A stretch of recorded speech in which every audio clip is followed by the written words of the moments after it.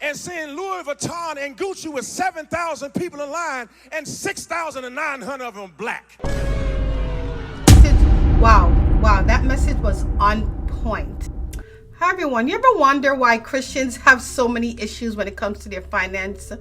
Well, take a look at this video of Pastor Keion explaining why Christians are most of the time broke and how we tend to confuse blessings with overspending. Take a look and we'll talk about it. Now, bless yourself and bought a house. You got a $900 car note, and now you're at the altar every day praying for God to help you sustain what you thought was a blessing. If it was a blessing, you wouldn't have to pray to take care of it. I'm tired of going to the mall and seeing Louis Vuitton.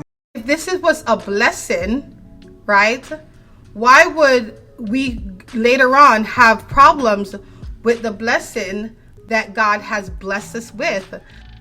Philippians 4 verse 19 said that, but my God shall supply all your needs according to your riches and glory by Christ Jesus. So that's basically saying that if God is blessing us, right, he will supply everything that we need to be successful. So sometime, and some of us, we go out there and we spend money on things that is not a need. We spend it on wants, and then when we're in a financial problem, then we call on God and say, God, what happened? I thought this was a blessing. Why am I suffering from all these financial problems when I thought it was a blessing? No, it was not a blessing. It was our wants.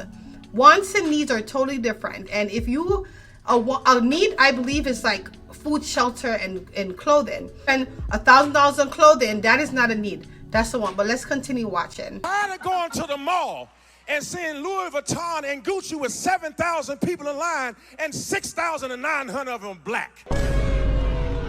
And you are in trouble in this room because you got everything that you want and you are begging for everything you need. Got everything we want, but we are begging for everything we need. That is such an important point. Why is that an important point? Because it's absolutely facts.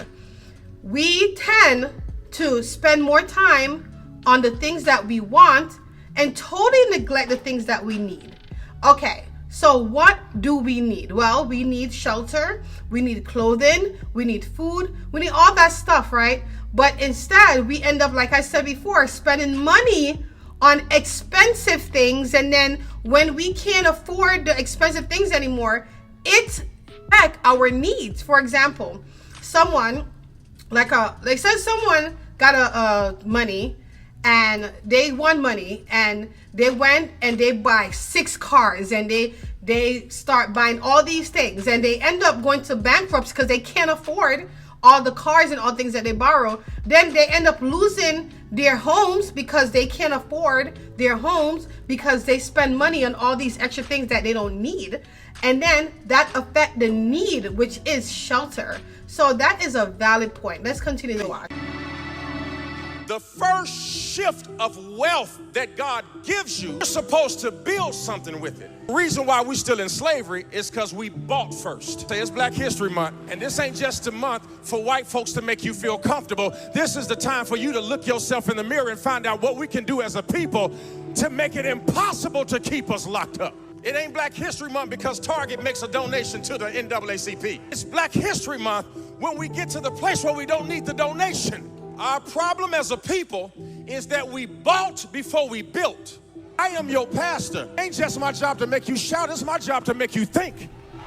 Ever confuse our overspending for a blessing from God? Let me know how you feel about this message, and please don't forget to like and subscribe to my channel. Have a blessed day.